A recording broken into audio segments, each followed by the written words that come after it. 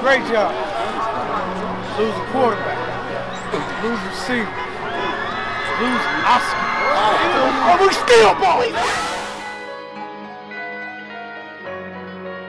So 4 years ago, a local high school football program reached out to me. They were at the end of the season. They had kind of gone through their funds for the year and were doing some additional fundraising because they were headed to the playoffs. They needed to rent some buses, feed the kids, kind of some of those things that kind of go with that late season run. And I was fortunate enough to find a company that was willing to get involved with it. With that, I kind of told the coach I had been thinking about this idea about helping local programs better market themselves so they could engage, their sponsors or clientele a little better, help them raise additional funds. So I asked the coach if I could come out and make some content for them. I followed Central Gwinnett out to the playoff game. It ended up being a phenomenal night. They upset the number 5 team in the state, and it just ended up being a real cool story. For the offense to have a sophomore quarterback making his first start in his life, the first round of playoffs against the number 5 team in the state. These guys don't care about what's written on paper. These guys don't care about nothing but just grind. And we had a motto since the summer started. We got one goal, just win each Friday night. So fast forward 1 year, and coach calls me up and is like, "Hey, can we do some more of that stuff this year?" And I'm like, "Oh, for sure, man, for sure. Let me just shop this around. Obviously, we need a sponsor for the production and cover some of the expense. I also want to find, someone who can donate to the program." And, I thought it was going to be an easy proposition, and it definitely wasn't. So I called the coach and I just told him, "Hey, we don't have any sponsors, but tell me just some of the things that you need. Like, what do you need right now?" And, I didn't know what he was going to tell me.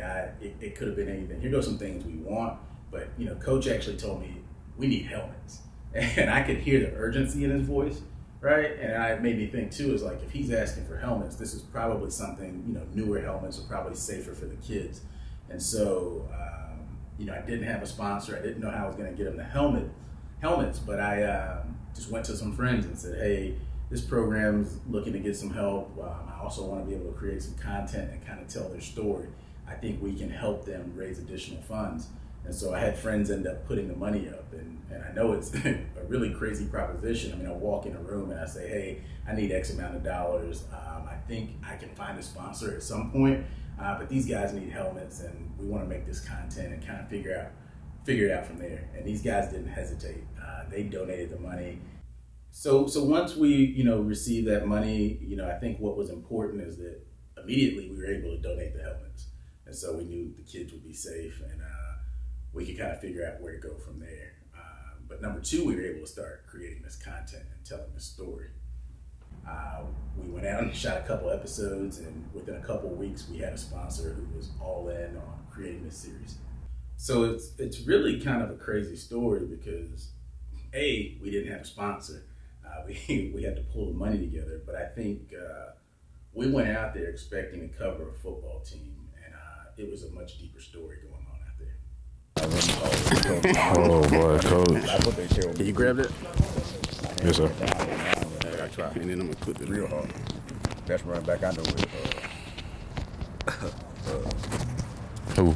Me. a guy named Rob on the team. You got my face with that, coach. Really important was that these coaches were out here teaching these young men about adversity and overcoming challenges. And I think the reason that I picked Central Gwinnett was because they didn't have the fancy uniforms. They didn't have the replay board. They didn't have all the things that some of these bigger programs had. And what I found out pretty fast was that they had something special going on there. They were building a program. What's happening in life is tough, it's teamwork, it's leadership, all these things going together. So we try to teach, 20 years from now, where do you want to be? Or it has nothing to do with football. It's like, what makes you a better man, better husband, father, all these different types of things. And, and we set up everything through academics because you won't get any of that stuff if you're not eligible to play. What's important, I think, is what draws us all to athletics is, a lot of these things were the things that are going to make these young men successful on the field, but also successful in life. And I think that was important. I started out wanting to tell that story. As the season went on, we didn't have as much time with the coaches and players, so we may have failed a little bit in telling that story, but I really wanted to highlight the relationship and less actual football. But regardless, it turned out to be an incredible year. These kids played their hearts out, and we just got to see these relationships develop and blossom. What brings this back for me is that QB1, starting quarterback for this team, is on the big stage this weekend. He's about to have a big moment. And in all honesty, all these guys are having or have had really big moments. And what I want them to know is that you can always come back to the program, right? You come back here, something that you guys have helped build and be a part of, but there's always people out here that love you and support you and want to see you do well. And no matter where you go in life, you'll always have a family at Central Gwinnett. It was something special that I saw, and I just wanted to highlight, looking back on it a couple years later, how special it was. Hey, hell of a game, bro. Hey, sign says it in the locker room, empty the tank. I know my tank empty. Hey, we emptied. We emptied it from the bench, we emptied it all the way around. That's how you fight to the end. We put ourselves in a bunch of holes. These mistakes we keep making, the penalties, the drops, all this stuff. Blown assignments, we gotta fix it. Yes, sir. We gotta fix it. Yes, sir. But we emptied the tank. Yes, sir. We emptied the tank. Be Love proud of y'all, yourself. Be proud of yourself. You did it for each other. But we fought out. All right? Like I said, the most important game of the year. Most important game of the year. Now our season just started. Our season just started. Us Norcross, toe to toe. Toe to toe. We gotta work.